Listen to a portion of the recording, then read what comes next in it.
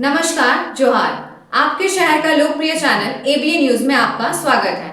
दिन भर के ताजा तरीन और अहम खबरों को लेकर मैं निकिता सिन्हा हाजिर हूँ।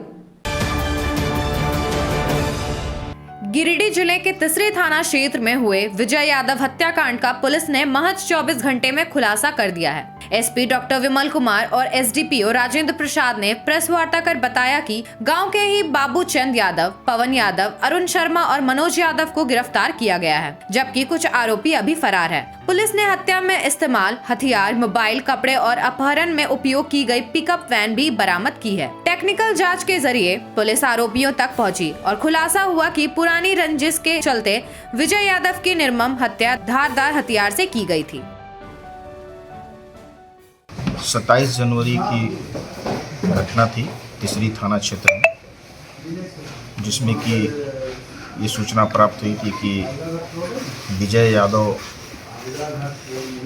जो कि तिसरी थाना क्षेत्र के रहने वाले हैं, उनका अपहरण हो गया है और इसको लेकर के तुरंत एक टीम का गठन किया गया एसडीपीओ खोरी महुआ के नेतृत्व में, और इसमें अनुमंडल के सभी थाना प्रभारी को उस टीम में रखा गया और उसके बाद उस टीम के द्वारा टेक्निकल साक्ष्य जुटाते हुए और भी अन्य ह्यूमन इनपुट के आधार पर इसमें जो संलिप्त व्यक्ति थे, कुल 4 व्यक्ति की प्रथम दृष्टया संलिप्तता पाई गई और इन 4 अभियुक्तों की अभी गिरफ्तारी की गई है, जिसमें कि बाबूचंद यादव, पवन यादव, अरुण कुमार शर्मा और ये मनोज यादव, ये चारों ही तिसरी थाना क्षेत्र के ही रहने वाले हैं। और इस घटना में चूँकि इनके द्वारा जो है इनकी हत्या कर दी गई थी और ये इसमें सिमुल तल्ला पुलिस के सहयोग से शव की बरामदगी की गई। इसमें एसडीपीओ झाझा की भी टीम को शामिल किया गया था और वहाँ की भी पुलिस इसमें साथ में थी, और जो भी इस कांड को करने में जो भी हथियार, जो फरसा प्रयोग किया गया और जो एक आरी का प्रयोग किया गया मारने में, साथ ही साथ जो बोलेरो वाहन का प्रयोग किया गया, पूरे घटना में 6 मोबाइल का प्रयोग किया गया, साथ ही साथ इसमें उनके सभी कपड़ों को भी सीज किया गया है और जो भी कानून की विधि सम्मत धाराओं में उस पर साक्ष्य संकलन करते हुए हम लोग इसमें अनुसंधान कर रहे हैं और आगे भी कार्रवाई इसमें जारी रहेगी। इसमें और भी लोगों की संलिप्तता प्रकाश में आ रही है और उस पर भी हम लोग छानबीन कर रहे हैं और बहुत जल्द उन लोगों की भी गिरफ्तारी की जाएगी। इसमें जो हत्या के कारण के बारे में ये बात सामने आई कि इनमें पुरानी रंजिश था विजय यादव और बाकी लोगों में, और इसी कारण से इन लोगों ने प्लानिंग करके इसकी हत्या की। आज 31 जनवरी 2025 को झामुमो जिला इकाई ने ईडी का पुतला दहन कर काला दिवस मनाया, जिसमें केंद्र सरकार की लोकतांत्रिक व्यवस्था पर हमले और झारखंड के मुख्यमंत्री हेमंत सोरेन की गिरफ्तारी के खिलाफ विरोध जताया गया। 1 वर्ष पहले 31 जनवरी को ईडी ने मुख्यमंत्री सोरेन को केंद्र सरकार के दबाव में गिरफ्तार किया था, जो झारखंड के इतिहास में काले अध्याय के रूप में दर्ज हुआ। ईडी द्वारा लगाए गए सभी आरोप हाई कोर्ट में बेबुनियाद साबित हुए और मुख्यमंत्री को जमानत मिल गई। हाल ही में सुप्रीम कोर्ट ने भी ईडी को मानवाधिकार उल्लंघन और गैर कानूनी तरीके से काम करने पर फटकार लगाई थी।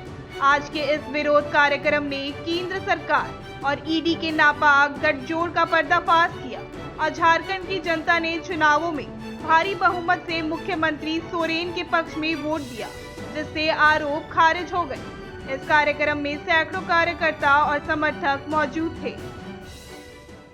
मुक्ति मोर्चा की ओर से एक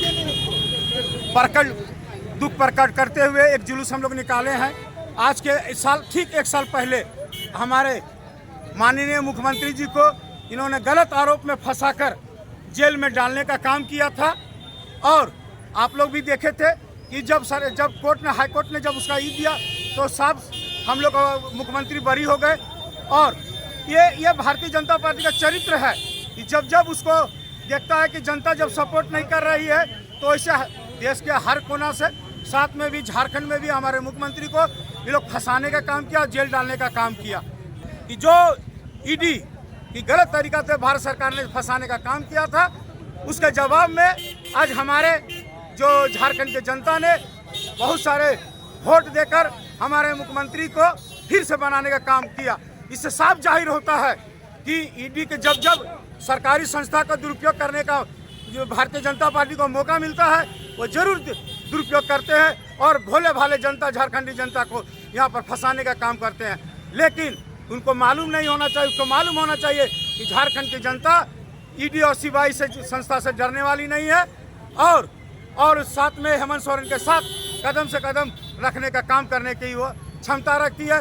और इसी तरह से राज्य को भी चलाने का काम हेमंत सोरेन जो कर रहे हैं। अभी भी भारतीय जनता पार्टी को बहुत दुख हो रहा है कि इतना भारतीय जनता पार्टी सोच नहीं सकी थी कि इतना ज़्यादा वोट से पूरा झारखंड में विधायक जीत के आएंगे। उसको अभी भी तकलीफ है। इसी के विरोध में आज हम लोग जो माननीय मुख्यमंत्री को फंसाया गया था, उसके विरोध में आज हम लोग यहाँ पर काला दिवस के रूप में आज का दिन को मनाते हैं। श्री कबीर ज्ञान मंदिर में आयोजित 2 दिवसीय कार्यक्रम का समापन विभिन्न सांस्कृतिक कार्यक्रमों के साथ हुआ। कार्यक्रम की शुरुआत सदगुरु विवेक साहब की पावन समाधि पूजन से हुई, जिसमें हजारों श्रद्धालुओं ने भाग लिया। गीता है महान जगत में नाट्य मंचन ने दर्शकों को मंत्र मुक्त किया, जबकि गीता ज्ञान दर्पण के 8वें खंड का लोकार्पण सदगुरु मां ने किया। इस अवसर पर उन्होंने जातिगत भेदभाव को समाप्त करने और समाज को एकजुट होने का संदेश दिया, यह बताते हुए कि जातियां कर्मों के आधार पर बनी हैं और हमारे पूर्वज एक ही हैं। कार्यक्रम में विभिन्न राज्यों से आए संतों और श्रद्धालुओं ने भी अपनी उपस्थिति दर्ज की और सदगुरु मां के दिव्य उपदेशों को सराहा।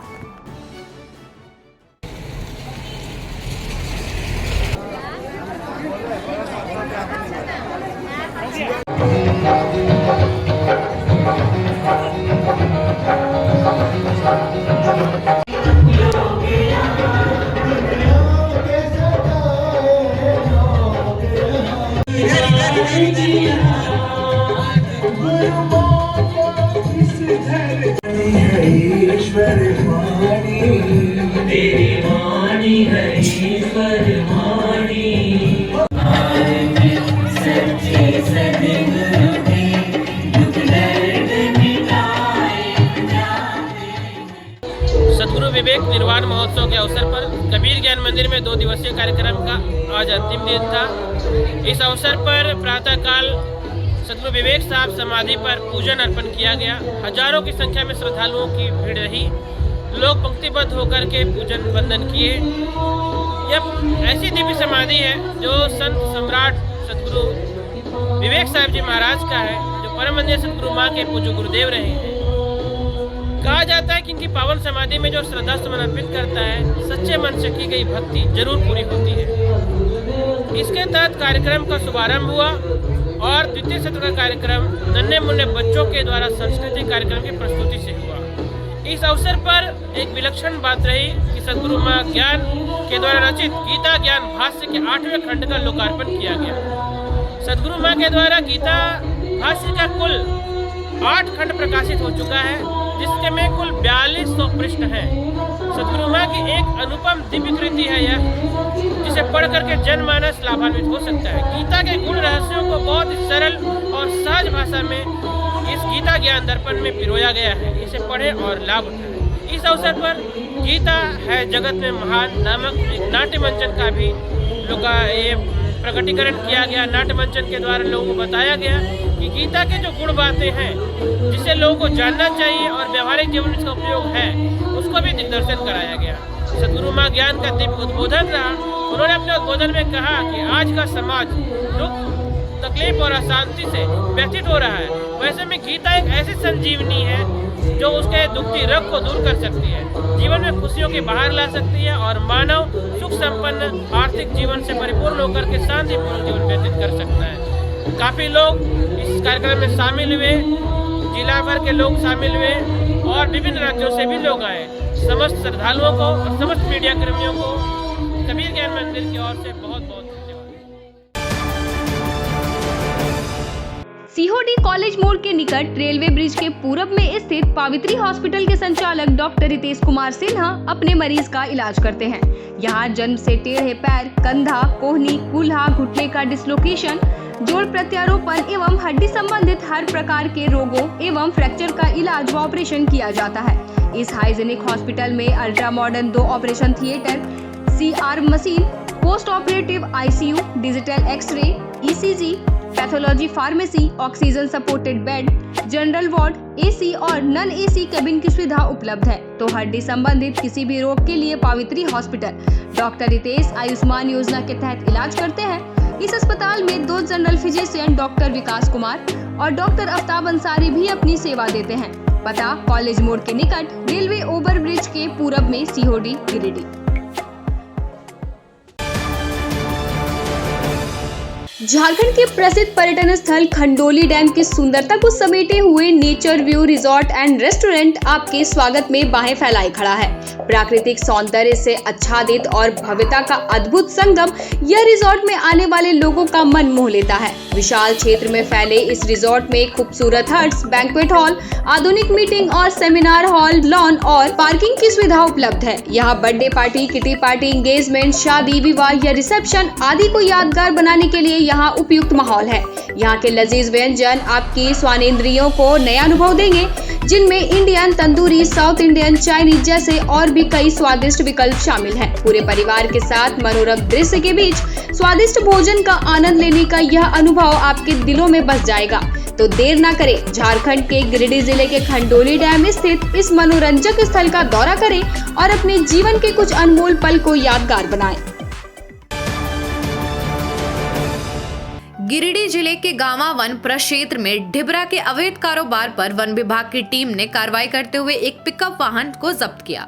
बेंगाबाद रेंजर सुरेश रजक को गुप्त सूचना मिली कि ढिबरा लदी एक पिकअप गिरिडीह जा रही है, जिसके बाद त्वरित कार्रवाई करते हुए टीम ने वाहन को रोककर जांच की, लेकिन वाहन में ढिबरा से संबंधित कोई कागजात नहीं पाए गए। मौके का फायदा उठाकर ड्राइवर फरार हो गया, जबकि वन विभाग की टीम ने वाहन को जब्त कर जांच शुरू कर दी है। इस कार्रवाई में प्रभारी वनपाल दिवाकर ताती सहित अन्य वन कर्मी शामिल थे।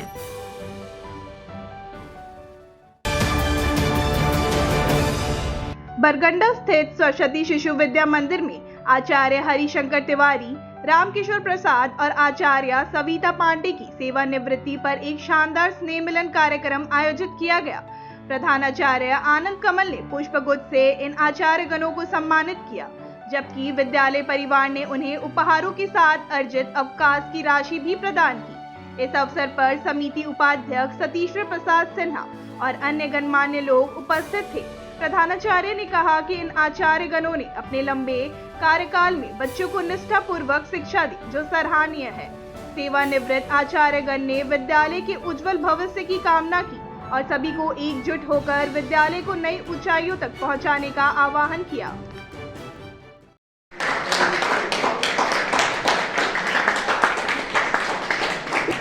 इस घर से दूर कर पाए।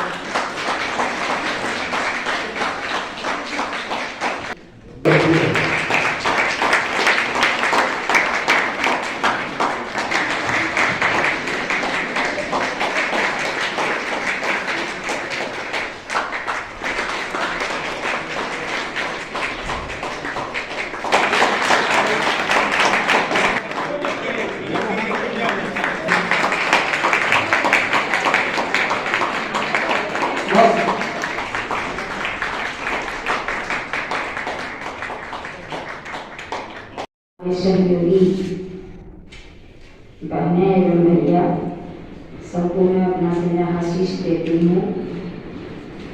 मैं लंबे समय से यहाँ काम की, अब हमसे कुछ ऐसा करती हूँ आप लोग उसको भूल जाइएगा, अच्छी बातों को याद रखिएगा। इंसान है, इज्जत इंसान से ही होती है।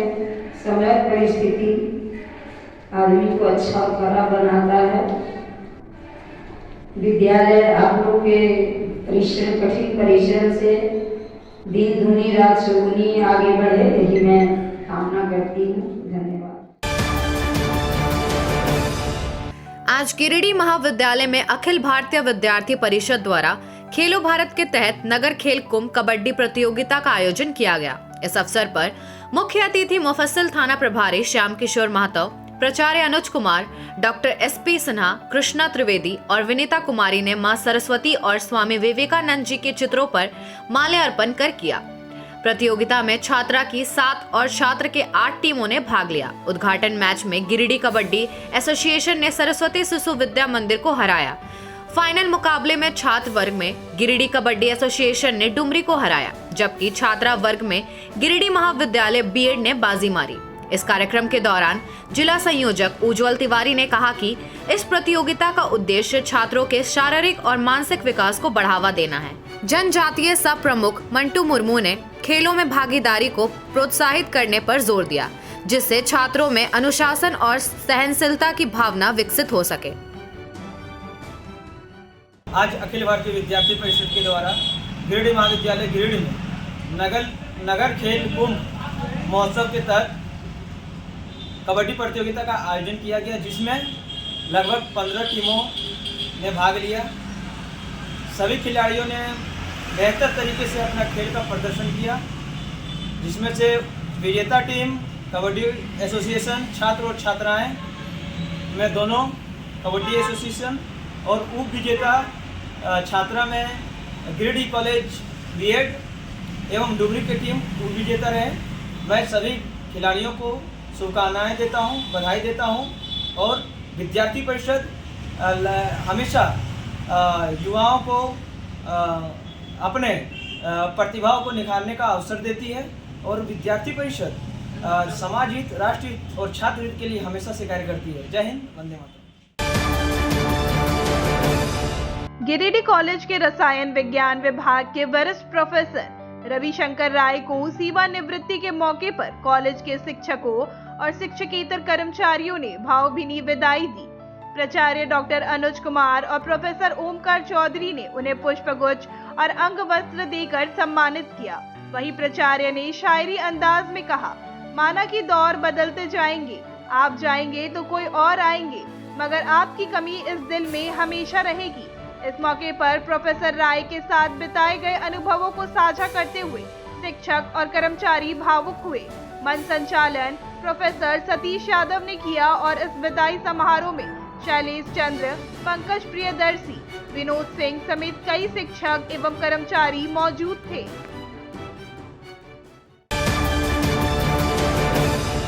आज के अंक में बस इतना ही। कल फिर मिलेंगे अगले अंक में कुछ नई खबरों के साथ। तब तक के लिए दीजिए पूरी ABA टीम को इजाजत। आप सभी अपना खूब सारा ख्याल रखें। धन्यवाद।